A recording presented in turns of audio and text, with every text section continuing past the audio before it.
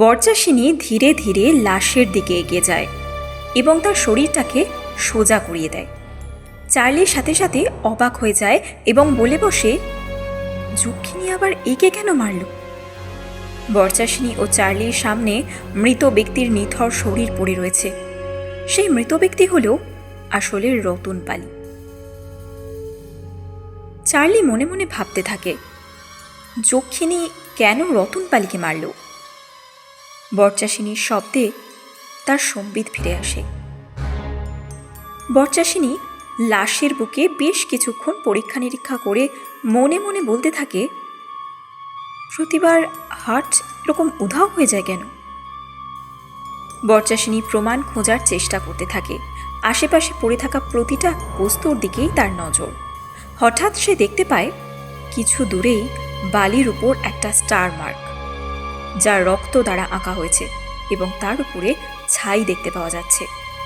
বরচাষিনী মনে মনে বলতে থাকে, আমার কেন এমন মনে হচ্ছে যে এটা আমি আগেও কোথাও দেখেছি। সাথে সাথে চার্লি তাকে জানায়, আপনি হয়তো ভুলে গেছেন ম্যাডাম, মোহিতের মৃতদেহের পাশেও তো এটাই ছিল। এবার তো বিশ্বাস করুন, যক্ষিণীই করেছে এইসব। বরচাষিনী চুপ করে মনে মনে ভাবতে থাকে, কিন্তু এই চিহ্নের মানে কি? এইরকম বেশ কিছুক্ষণ তাদের মধ্যে আলোচনা চলছিল। ঠিক সেই সময় চার্লি ইশারা করে কিছু একটা দেখানোর চেষ্টা করে। বরচাষিনী সেদিকে তাকিয়ে দেখে বালির উপরেই রক্ত দিয়ে আঁকা। এর পরের শিকার অমাবস্যার রাতে। চার্লি পুনরায় বলতে থাকে, এটা যক্ষিণীরই কাজ।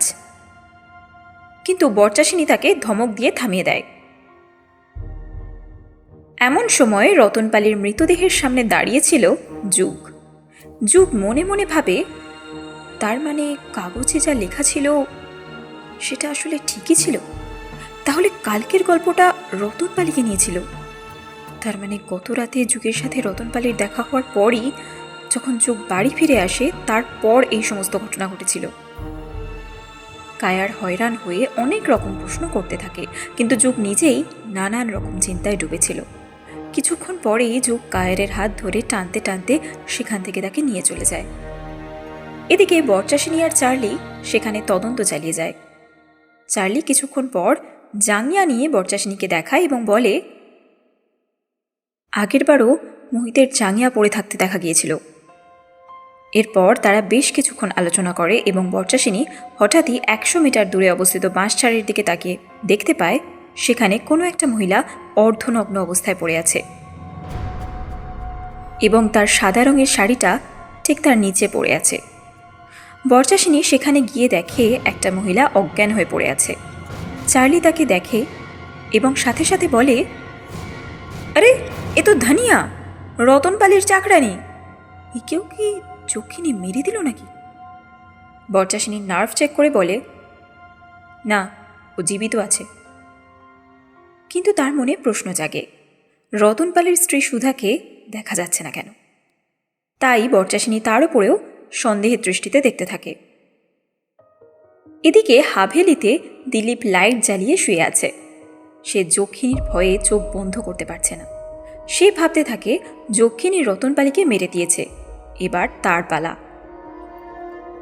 হঠাৎই সে নুপুরের শব্দ শুনতে পায়, যেটা শুনে সে ভাবে হয়তো যক্ষিণী হবে, কিন্তু নুপুরের শব্দ থেমে যায়। তারপর প্রায় জোরপূর্বক দিলীপের শরীর থেকে চাদর টেনে নেয় ওই মহিলা। সে আর কেউ নয়, সে হলো দিলীপের স্ত্রী জানকী। জানকী প্রশ্ন করতে থাকে, সে এত ভয় পাচ্ছে কেন? কিন্তু দিলীপ চুপ করে থাকে, কোনো উত্তর দেয় না। সে আসলে কিছু বলতেই চাইছিল না। এরপর দিলীপ প্রশ্ন করে, সে কেন এখানে এসেছে? উত্তরে জানকী জানায়, সুরেশ বাইরে দাঁড়িয়ে আছে, তাই সে সেখানে ডাকতে এসেছে। এরপর সে সুরেশকে ভিতরে আসতে বলে সেখান থেকে চলে যেতে বলে। আর তারপর সুরেশ ভিতরে প্রবেশ করে। সেও ভীতগ্রস্ত হয়ে পড়ে। দিলীপ তাকে প্রশ্ন করতে থাকে, সেদিন রাতে যে ফুল বালিতে পুঁতে রাখার কথা ছিল তার ঠিক করে করা হয়েছিল কিনা। সুরেশ তো বলতে থাকে সে ভালোভাবেই পুঁতেছিল, এমনকি যেখানে সে পুঁতেছিল সেখানে আর কিছুই নেই। তার মানে যক্ষিণী মুক্তি পেয়ে গিয়েছে। সুরেশ ভয়ার্ত হয়ে কাঁদতে থাকে। দিলীপ শান্ত হয়ে বলে, দাঁড়া, এখন একটাই রাস্তা আছে। সুরেশ প্রশ্ন করলে দিলীপ জানায় মায়াধারী তাকে বাঁচাতে পারবে, তাই দ্রুত মায়াধারীকে ডাকতে বলে। তার সাথে দিলীপ তাকে মনে করিয়ে দেয় মায়াধারীর পছন্দের জিনিস নিয়ে যেতে হবে, যা হলো চোখের মণি। সুরেশ তো ভাবতে থাকে কোথা থেকে সে চোখের মণি পাবে, কিন্তু দিলীপ কিছু না বলেই জানায় রাতে তার সঙ্গে দেখা করতে। দুপুর 2টো বাজে। বরচাসিনী সিভিক হসপিটালের দিকে যাচ্ছিল। সেখানে দাঁড়িয়ে থাকা 2জন কনস্টেবলকে দেখে মনে হচ্ছিল তারা বরচাসিনীর জন্যই অপেক্ষা করছিল। বরচাসিনী তাদের দেখেই প্রশ্ন করে বসে, ধানিয়া ঠিক আছে কিনা। তার কথা শুনে কনস্টেবল জানায় তার জ্ঞান ফিরেছে বলে তারা বরচাসিনীকে খবর দেয়। এরপর বরচাসিনী ধনিয়ার কাছে চলে যায়। ধানিয়াকে দেখে মনে হচ্ছিল তার শরীর খুবই দুর্বল হয়ে যাচ্ছে। বরচাসিনী ধানিয়ার ডান দিকের চেয়ারে এসে বসে। ধানিয়ার সাথে প্রথমে ভালো ভালো কথা বলতে বলতে সে জানায় রতনপালি আর এই পৃথিবীতে নেই, যেটা শুনে ধানিয়ার মন খারাপ হয়ে যায়। তাহলে আমার খাজনার কি হবে? খাজনার শব্দটা শুনেই বরচাসিনী প্রশ্ন করে বসে। সাথে সাথে ধানিয়া নিজেকে সামলে নিয়ে কথা ঘুরিয়ে দেয়। এমনভাবে সে কাঁদতে লাগলো যেন রতনপালির সাথে তার খুব ভালো সম্পর্ক ছিল। রতনপালি ছাড়া আর কেউ বোধহয় তাকে কাজ দেবে না। চার্লি তাকে বারংবার সন্দেহের চোখে দেখছিল। বরচাসিনী প্রশ্ন করে বসে, গতকাল রাতে ধানিয়া রঙ্কাপূজা ঘাটে কী করছিল, যেখানে রতনপালির মৃত্যু হয়েছে? ওই সময় সে কি কোনো হত্যাকারীকে দেখতে পেয়েছিল? ধানিয়া এই কথা শুনে খুব ভীতগ্রস্ত হয়ে পড়ে।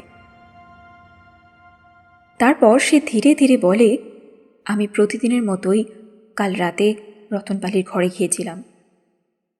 কথা শেষ হতে না হতেই বরচাসিনী প্রশ্ন করে বসে, প্রতিদিন রাতে ধানিয়া রতনপালির ঘরে কেন যায়?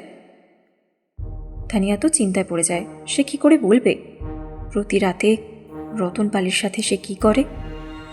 সে নানান রকম বাহানা দিয়ে কথা ঘুরিয়ে দেয়। তারপর সে জানায় যখন সে রতনপালির ঘরে পৌঁছয় তখন তাকে দেখতে পাওয়া যায়নি। রতনপালি নাকি প্রতি রাতে ছেলের মৃত্যুর পর রঙ্কাপূজা ঘাটে চলে যায়। বরচাসিনী তার কারণ জিজ্ঞেস করলে সে জানায় যক্ষিণীর উপর বদলা নেওয়ার জন্য। সবাই জানে মোহিতের মৃত্যু যক্ষিণীর জন্যই হয়েছে, তাই সে রঙ্কাপূজা ঘাটে চলে যায়। তাই ধানিয়া ও রতনপালিকে খুঁজতে খুঁজতে রঙ্কাপূজা ঘাটে চলে যায়।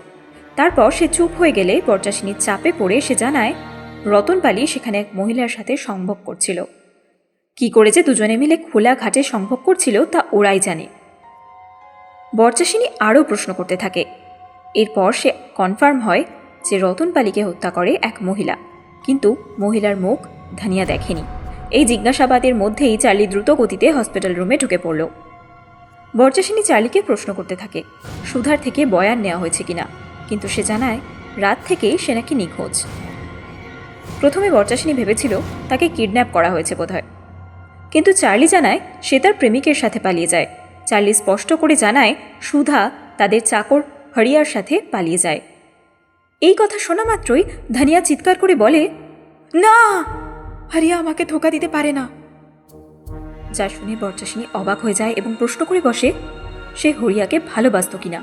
ধানিয়া কথা ঘোরানোর চেষ্টা করলেও বরচাসিনী বিশ্বাস করছিল না, কিন্তু শেষে ধানিয়ার কথায় সায় দিয়ে সেখান থেকে চলে যায়। রাস্তায় চলতে চলতে বরচাসিনী কিছু একটা ভাবছিল, যা দেখে চার্লি তার চিন্তার কারণ জিজ্ঞেস করলে বরচাসিনী জানায় হরিয়াকে সুধা হত্যা করতে পারে, কারণ সুধাকে বাবা ছেলে মিলে টর্চার করত। তাই হয়তো হরিয়া ও সুধা মিলে প্রথমে মোহিতকে হত্যা করে, তারপর রতনপালিকে হত্যা করে। এই সমস্ত বিষয় নিয়ে চার্লি ও বরচাসিনীর বহুক্ষণ ধরে আলোচনা চলতে থাকে। এরপর ঠিক সন্ধে 7টা বাজে। কুঠিতে যুগ ও কায়ার বসেছিল। কায়ার বিভিন্ন রকম প্রশ্ন করতে থাকে। কচু ঠাকুমাকে দেখতে গিয়েছে, কিন্তু কোনোরকম কোনো ফোন করেনি। এরই সাথে কায়ার জানায় অভিমন্যুকে ফোন করলে সে রেগে গিয়ে ফোন কেটে দেয়, কিন্তু কেন সে সেটা বুঝতে পারেনি। যুগ এই সমস্ত কথাকে ইগনোর করে। সে কিছু কাগজ কায়ারের হাতে ধরিয়ে দেয়। কায়ার কাগজগুলো পড়তে থাকে। সে যত পড়ে ততই অবাক হয়ে যায়। কায়ার প্রশ্ন করলে যুগ টাইপরাইটারের দিকে ইশারা করে জানায় ওখান থেকে পেয়েছে। কায়ার বারংবার বলতে থাকে এই সমস্ত ঘটনা কেন যুগ লিখেছে, কিন্তু সেও বারংবার বুঝিয়ে চলেছে সে সমস্ত কিছু টাইপরাইটারের পাশে পড়ে থাকতে দেখেছে। তারা কেউই বুঝতে পারছে না কি করে টাইপ হচ্ছে। শেষে যুগ মতামত দেয় যে যক্ষিণীর ঘরে টাইপরাইটারটা ছিল। হয়তো টাইপরাইটারের সাথে যক্ষিণীর কোনোরকম কোনো সম্পর্ক আছে। কায়ার প্রথমে শুনে তো অবাক হয়ে যায়, কারণ যুগ বারংবার বলতো যক্ষিণী বলে কিছুই নেই। কিন্তু এখন সে ধীরে ধীরে যক্ষিণীর উপরে বিশ্বাস করা শুরু করেছে। যুগ ও কায়ার আলোচনা করছিল, ঠিক সেই সময় অভিমন্যু সেখানে হাজির হয়। অভিমন্যুকে দেখে তারা কথা ঘুরিয়ে দেয়। তাকে প্রশ্ন করলে সে চুপ থাকে। যুগ রতনপালির ঘটনা বললেও সে অভিমন্যু কোনো রিয়্যাক্ট করে না। মনে হচ্ছিল তার মনের মধ্যে যেন এর থেকেও বড় কোনো রহস্য চলছিল। অভিমন্যু রাগান্বিত হয়ে সিগারেট খেতে থাকে। এদিকে যুগ আর কায়ার অপেক্ষা করতে থাকে অভিমন্যু কখন উত্তর দেবে। শেষে অভিমন্যুর সিগারেট খাওয়া শেষ হলে সে রাগান্বিত হয়ে বলে, ধোকা ধোকা দিয়েছি কছু। কুছু আবার কি লুকোলো সকলের থেকে? আপনাদের কি মনে হয়? কমেন্ট বক্সে লিখে জানান আমাদের। আর এর সাথে যক্ষিণীর পর্বগুলো আপনাদের কেমন লাগছে তা লিখে জানাতে ভুলবেন না কিন্তু। ভিডিওটি ভালো লাগলে লাইক করুন, সকলের সাথে শেয়ার করে দিন, আর চ্যানেলটিকে সাবস্ক্রাইব করে অবশ্যই আমাদের পাশে থাকুন। ধন্যবাদ।